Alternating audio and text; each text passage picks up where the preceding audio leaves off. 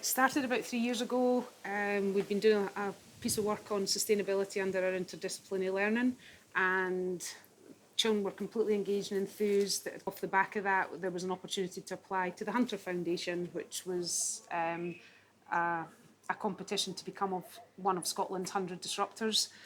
If successful, we would run an event that disrupted the Stow community's views around single-use plastic. So that was really the start of it. And the event went ahead. We were on stage in Town Hall. It was a full house. And at the point, I think it would be agreed, we thought it was going to be a celebration of the work we'd done, and it was really the start of the journey on our Learning for Sustainability journey. The first real campaign, I suppose, we did was all around bamboo toothbrushes. We had class competitions, which class could sell the most, lots of campaigns, lots of advertising, a lot of persuasion going on. And then on top of that, we're part of the Child Smile NHS Borders, who provide toothbrushes for the children to brush their teeth in school. So we then campaigned them to say, can we have bamboo toothbrushes? We have made bamboo toothbrushes to stop them using the plastic ones, because they're really bad for the environment, because they're plastic and they won't rot down in the sea for millions of years. I would say they're definitely more motivated, definitely a high level of engagement, and I suppose I'd like to say the evidence of the 4 capacities with them as well. They're confident, they're responsible, they have a desire to make a change, not just in their own community and not within their own school, but much further afield. I feel great to be a disruptor because I feel proud of how many people I've helped to start making an impact on climate change, to make a positive impact to the planet for our future generations. We're trying to stop people using sachets. It's called Sack the Sachet. So we've been making letters to send to different companies that make sachets and try persuade them to stop using sachets. So we have paired up in a school with India. We're also doing that to show how we are global citizens. We're learning about how they have the same problem here, and how even if something happened in Australia, it will still come and affect us.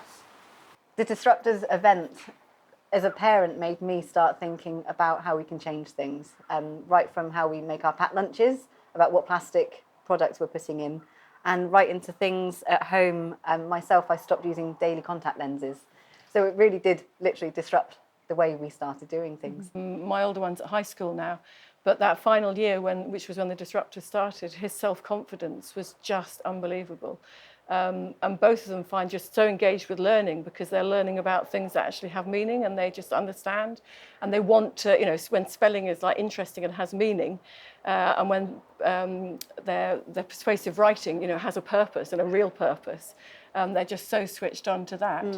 I think one of the things that we've been able to do is create partnerships with a wide range of people and organisations. Just a couple of days ago, we were part of the Creative Bravery Festival, where the primary 6-7 pupils were talking to the founders of Pechakucha in Tokyo. The children have now got a huge experience of working with different partnerships, and they're not fazed by adults and talking to people on Teams. What we've also been very conscious of as a staff is building on prior learning and things we've done in the past. So an example of that would be when we did a lot of work around World of Work and developing the young workforce, would be maybe 3 or 4 years ago. So it's always anybody that they're speaking to, like Christine explained with Pechakucha or Excel vending. It's always linking that back to the World of Work. What skills would you need if you wanted to, work for Pechakucha or work for Daydream Believers?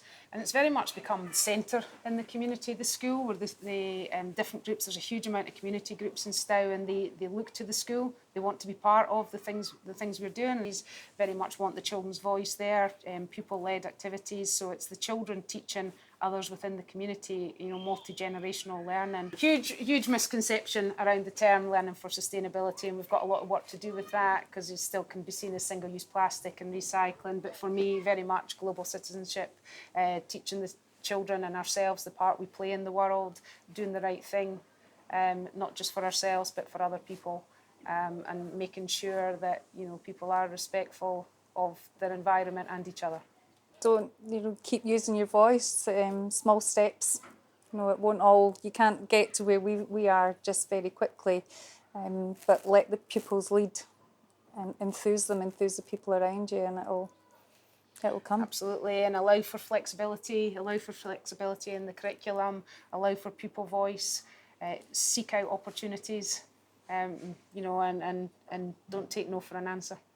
It means a lot because we're a small village, a small school, but we're making a difference on the planet and telling other people that they can do the same thing. I've got inspiration and hope that we can do stuff if everyone kind of impacts. So we just all need to do this. I think we're also aware the condition that the planet is in now, and I think we've come to that point that something really has to be done. And so as adults at home, we can do our bit, but to have the children, to get them thinking along those lines right from an early age, that's the way forward. Yay!